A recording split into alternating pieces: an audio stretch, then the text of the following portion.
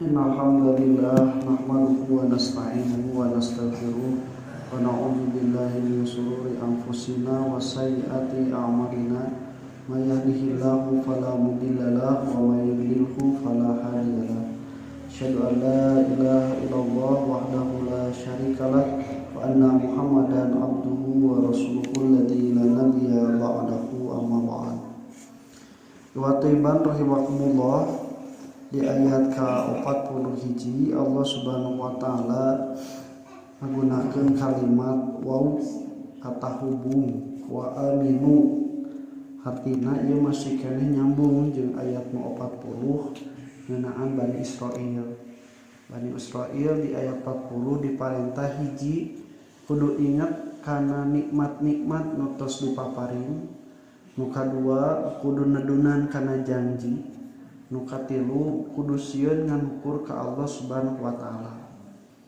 Anu kaopat margi di dieuna Allah miwaran wa aminu jeung kudu iman bima anzaltu musaddiqan lima ma'akum, terhadap kitab yang telah aku turunkan yang membenarkan kitab-kitab yang sebelum kalian. Iwati iman rahimakumullah, keyakinan atau kepercayaan terhadap suatu berita itu bisa dilihat dari dua perkara, satu isinya, nuka dua yang menyampaikannya. Ini lamun misalnya anu menyampaikanana dipercaya, kredibel gitunya, maka itu akan menambah kepercayaan. Siga ibu misalnya teh di parios kusi bapak, oh imah gering nyeri ieu gitu, percaya tuh cantan tuh cenah. Tapi lamun misalna ku dokter karek dicabak karek ditinggal lagi percaya ka dokterna, sebab ieu unsur kredibelna orang yang mempunyai ilmu, yang mempunyai kemampuan, maka akan dipercaya. Nah, kalau berdasarkan kalimat khobar, maka yang dituntut itu kredibilitas seseorang itu bukan saja pada kemampuan, tapi yang paling pokok sanajan teu aya kemampuan oge, dah hanya sebagai penyampai berita mah cukup hiji jujur gitu. Di mana jelema bisa percaya jeung apa ka jelema jujur atawa henteu, tinggal weh disamemehna. Kan Nabi Muhammad SAW kan lain cek batur, cek orang-orang jahiliyah, cek orang-orang Quraisy nyalira nyebatkan bahwa Muhammad itu adalah orang yang jujur. Nah, kai wa timar rahimakumullah, anu kadua isi dari berita tersebut. Kalau isi dari berita, maka yang harus diperiksa itu adalah ilmu yang sebelumnya jadi patokan, anu kadua atau yang sudah terjadi. Kata kakara bisa diterima sebagai suatu berita yang benar. Tinggal weh nu samemehna, mun berita-berita samemehna berkaitan malah tos dibejaan, kan urang teh percaya. Marenan aya nu papadot engke aya nu rek nyokot artos ka bumi ngaranna ieu bapak ieu jeung sagabina. Tah terus aya berita samemehna, terus saya datang, bener bapak ieu, namina ieu, bajuna ieu, rek nyokotna sakitu apana jam sakitu. Berarti validitas berita yang kedua itu benar karena sudah sesuai dengan berita yang sebelumnya dan sudah sesuai dengan waqi, dengan yang terjadi, kenyataan yang ada. Nah, kalau dua perkara ini sudah terpenuhi, maka orang yang tidak menerima itu, ini yang disebut sebagai kafir, ingkar gitu. Bahkan kan ku Allah lamun teu bisa narima kebenaran baik dari Nabi Muhammad sebagai pembawa beritanya atau isi berita yang dibawanya, ku Allah ditantang, sok atuh datangkeun nu bener. Fatu bisuratim mimithlihi in kuntum shadiqin. Lamun teu narima ka Nabi Muhammad, teu narima kana ayat Al-Qur'an, berarti secara teu langsung nyalahkeun Nabi Muhammad, nyalahkeun kana isi Al-Qur'an, sok atuh datangkeun nu bener. Ternyata tidak bisa karena memang Nabi Muhammad sudah benar sebagai pembawa juga isi dari Al-Quran juga benar.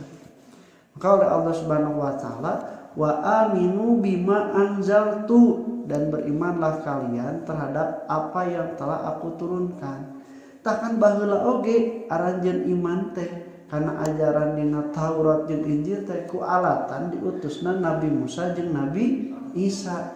Ayeuna ge kuduna sarua iman teh sabab ieu oge diturunkeun teu bisa langsung. Artina aya Rasul sebagai ujian bagi kalian mengimani, mempercayai apa yang aku turunkan. Nah, kemudian wa rahimahumullah sebutkan wala takunu awwala kafirin bihi, dan janganlah kalian menjadi orang yang pertama kafir, orang yang pertama menolak, mengingkari Al-Quran yang diturunkan pada Nabi Muhammad. Nah, kan anu baheula apal ayana datang bakal Nabi Muhammad teh aranjeun, nu dibejaan ku Nabi Musa jeung Nabi Isa aranjeun. Nah, make pantes teh lamun misalna nu pertama kafir. Nah, kedua kata ahli tafsir entong nepikeun ka anjeun teh miheulaan kafir melebihi orang-orang jahiliyah, orang-orang Quraisy, orang-orang Mekah yang pengisi atau penduduknya itu para penyembah berhala. Nu teu apal bakal aya nabi, nu teu apal dina kitab Taurat jeung Injilna, tapi ieu justru tibalik malah anjeun sorangan anu. Ibu, lamun misalna urang boga hiji berita kuduna nu leuwih percaya ti heula teh dulur urang, pamajikan urang, anak urang. Nah, da apa naon anu dicaritakeun?